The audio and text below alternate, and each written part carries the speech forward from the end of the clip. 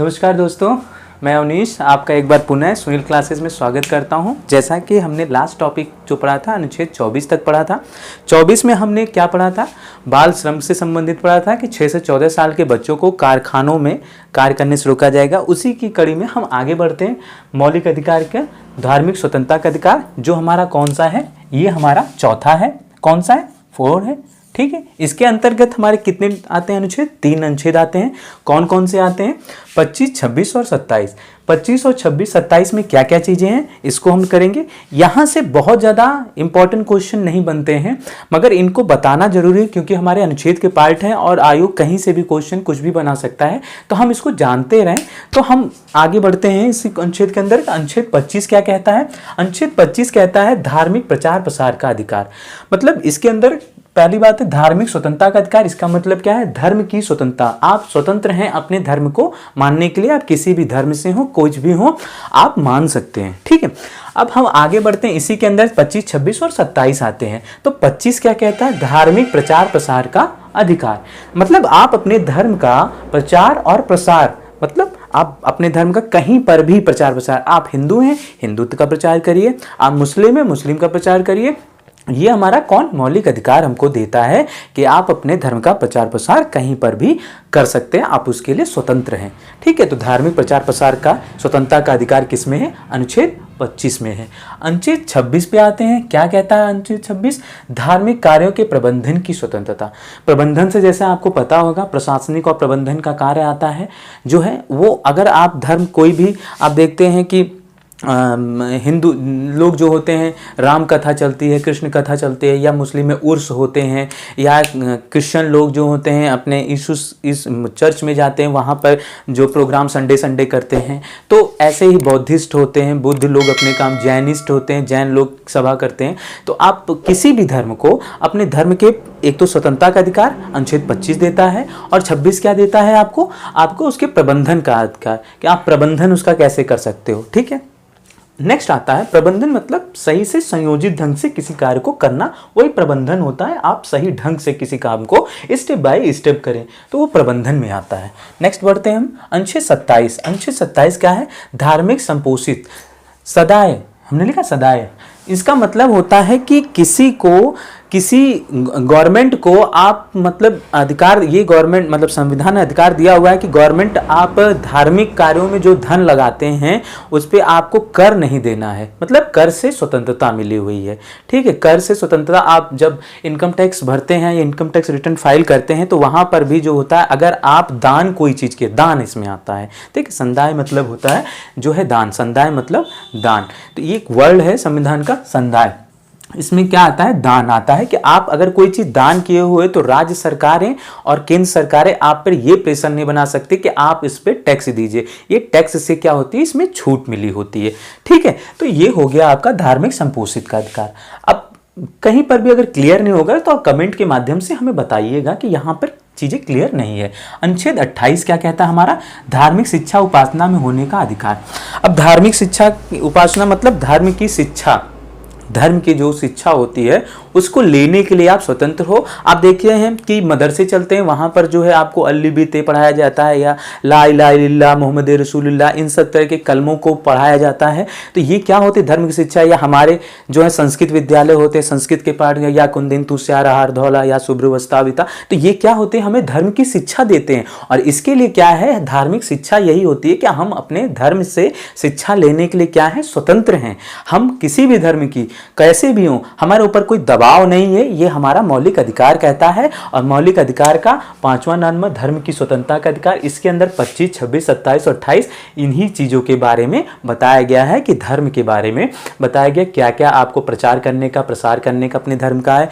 आप देखते हैं कि इंग्लैंड में भी, रशिया में भी, कहीं पर भी आप पहुंचे, राधे कृष्ण हरे राम हरे कृष्ण के लोग बहुत सारे मिल जाते हैं, अजीब धुनों के साथ मिल जाते हैं। आज सब रम चुके हैं। ठीक है, राम रहीम में सब रम चुके हैं। 26वां हमें क्या कहता है? धार्मिक प्रबंधन का मतलब स्टेप बाय स्टेप किसी काम को क्रमबद्ध तरीके से करना प्रबंधन कहलाता है। 27 क्या कहता है? धार्मिक संप्रेषित मतलब धर्म का संप्रेषण मतलब धर्म जो धार्मिक कार्य होते हैं उस पर कर नहीं लगा सकती है सरकारें। ये अधिकार हमारे संविधान में हमको दिया हुआ है, आप उससे स्वतंत्र हो सकते हैं।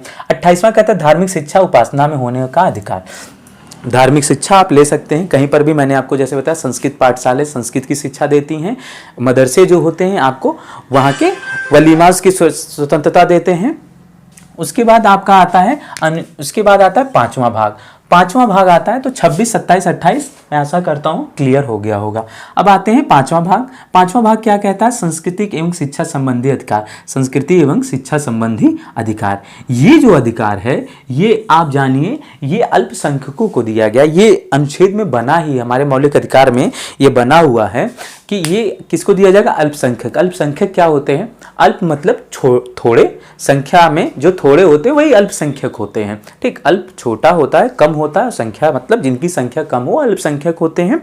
तो अल्पसंख्यक हमारे देश में कौन कौन है? जैसे माइनॉरिटीज का में आते हैं कास्ट में, जैसे मुस्लिम्स आते हैं, जैनिस्ट आते हैं, बुद्धिस्ट आते हैं, ज्यूरिस्टिक्स आते हैं, यहूदीज जो होते हैं, पारसीज होते हैं, ये लोग क्या होते हैं? अल्पसंख्यक होते हैं।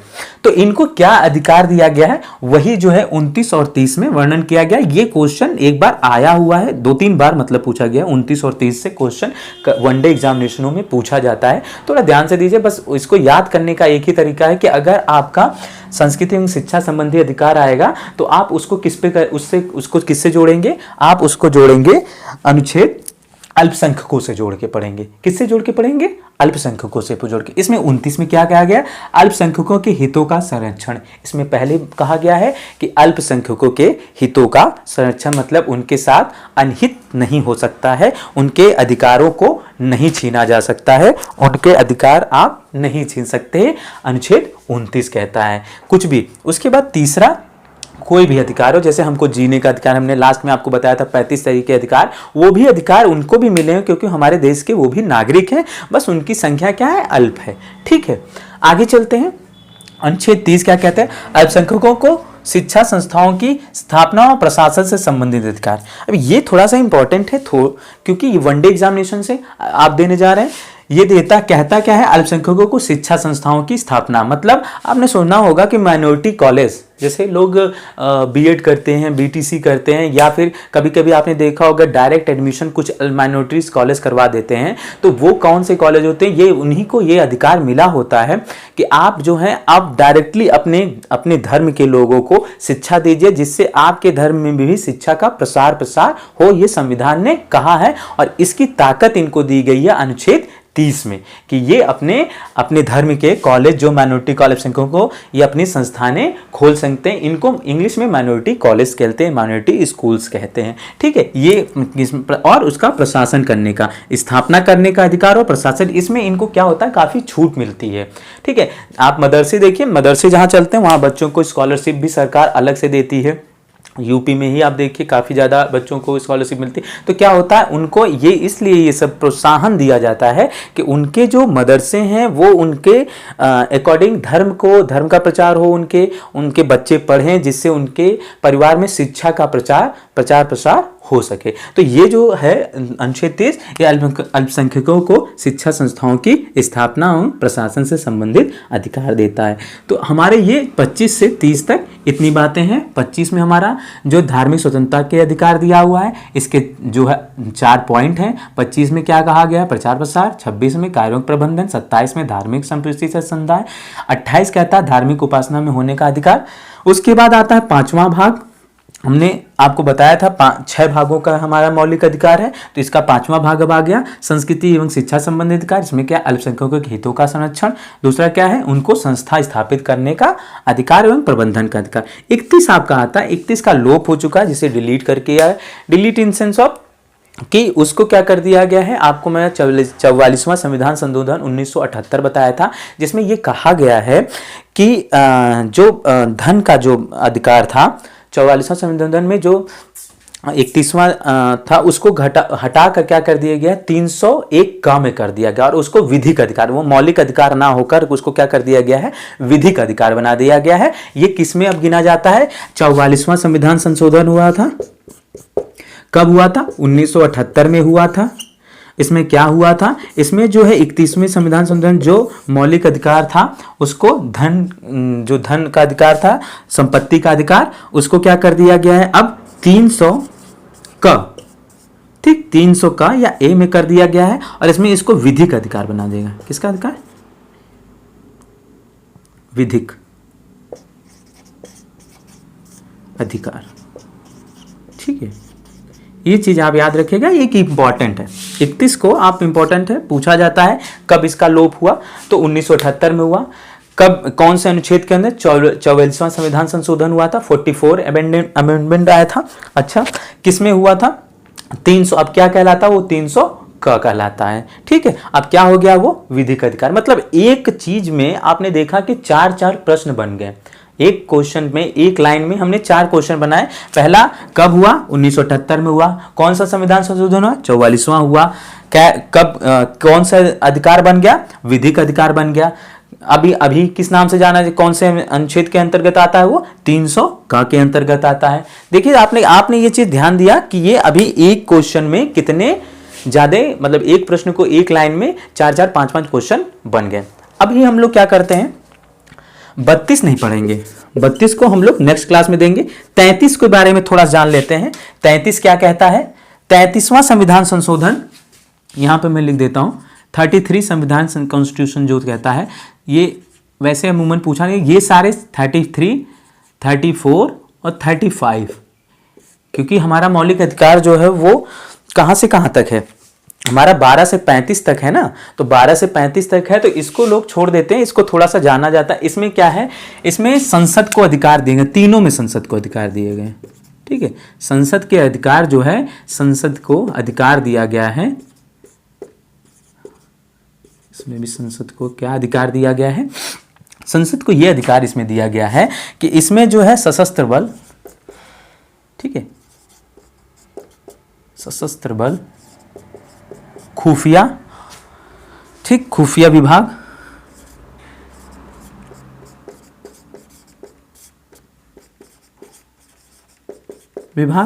और कौन? और जो इनको क्या है, इनके अधिकारों, खुफिया विभाग हुआ, और भी इसी तरीके के जो सशस्त्र बल होते हैं, इनके अधिकारों को सेना, सशस्त्र बल में सेना भी आती है ना, सेना, इनके अधिकारों को कुछ जगहों पर सीमित कर दिया गया है। जैसे एक चीज और मैं बताना भूल गया, धार्मिक प्रचार, ये जो धार्मिक स्वतंत्रता का अधिकार है, इसी में जो है 3 बार का आता है। क्या क्या आता है? 3 बार का आता है। उस का में कौन सा? कृपाण आता है, कंघा आता है, और क्या तीसरा का क्या आता है? कृपाण, कंघा और क्या? कड़ा भी आता है आपका। ठीक है, ठीक है, कृपाण, कंघा और कड़ा, ये 3 चीजें आती हैं, कृपाण, कंघा और कड़ा। और इन कृपाण, कंघा, कड़ा में जो है सिखों को ये आज़ादी दी गई है। जैसे आपने देखा पगड़ी धारण करने की आज़ादी है ना, जो, या फिर कृपाण जो वो रखते हैं अपने पास छोटा सा, वो आज़ादी दी गई है कि वो कहीं पर भी इसको धार्मिक स्वतंत्रता के अधिकार में है। पूछा गया है एक बार क्वेश्चन कि सिखों को किस अनुच्छेद के धार्मिक मौलिक अधिकार ने यह शक्ति प्रदान की है कि वो अपने साथ कृपाण, कंघा और कड़ा को धारण कर लेते हैं? तो अनुच्छेद 25 है जिसने ये आज़ादी दी है कि वो अपना ये इन तीनों चीज़ों को धारण करते हैं, और इनके यहाँ इसको बहुत शुभ माना जाता है। ठीक है, अब मैं आ जाता हूँ 33 पे। तो इसमें क्या किया गया है? सशस्त्र बल, सेना और खुफिया विभाग, इस तरह के जैसे NIA हो गया, IB हो गया, ये क्या होते हैं? खुफिया विभाग होते हैं। इनमें ये अधिकार इनको दिया गया है कि ये इनके अधिकारों को कुछ जगहों पर सीमित कर दिया है। मौलिक अधिकारों को संसद के पास वो ताकत है जो उनके मौलिक अधिकारों को क्या कर देती है? सीमित कर देती है। ठीक है, मतलब सशस्त्र बल, खुफिया विभाग और सेना के कुछ अधिकारों को सीमित कर दिया गया। किसके? अनुच्छेद 33 के अंतर्गत। अनुच्छेद 34 क्या कहता है? इसमें आपने सुना होगा कि एक लॉ लगता है, सैन्य कानून। सैन्य कानून, इंग्लिश में बोले मार्शल लॉ, बहुत सुना होगा आप लोगों ने। क्या लग गया है भैया? मार्शल लॉ लग गया है ना, मार्शल लॉ। इसके बारे में आपने सुना होगा कि मार्शल लॉ क्या होता है। मैं बताता हूं। सैन्य कानून होता है, इसके अंतर्गत ये दिया, संसद को अधिकार दिया गया है कि आदमियों के जो कुछ मौलिक अधिकार है, जैसे आपने जानते होंगे 20-21 को छोड़कर उसको कोई नहीं रोक सकता है।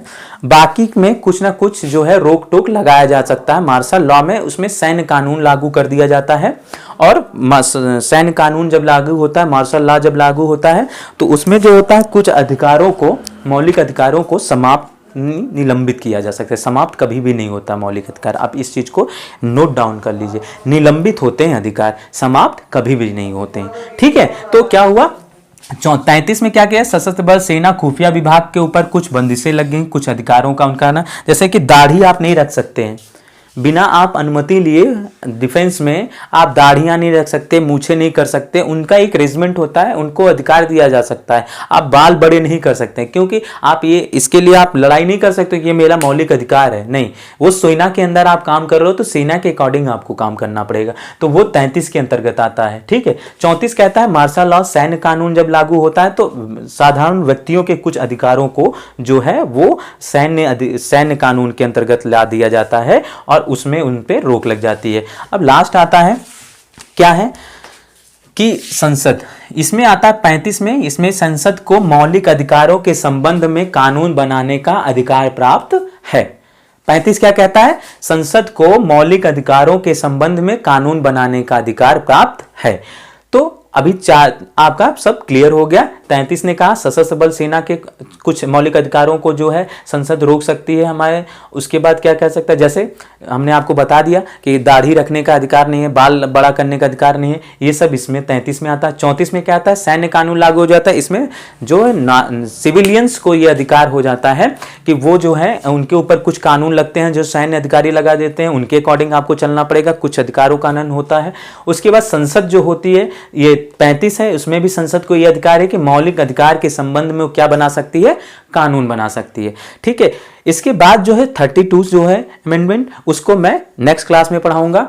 उसके साथ आपके साथ ये निवेदन है कि आप इस क्लास को लाइक, सब्सक्राइब और शेयर करिए और वीडियोस को पूरा देखिए जिससे कि पूरी बातें क्लियर आपको समझ में आए। ठीक है, थैंक यू।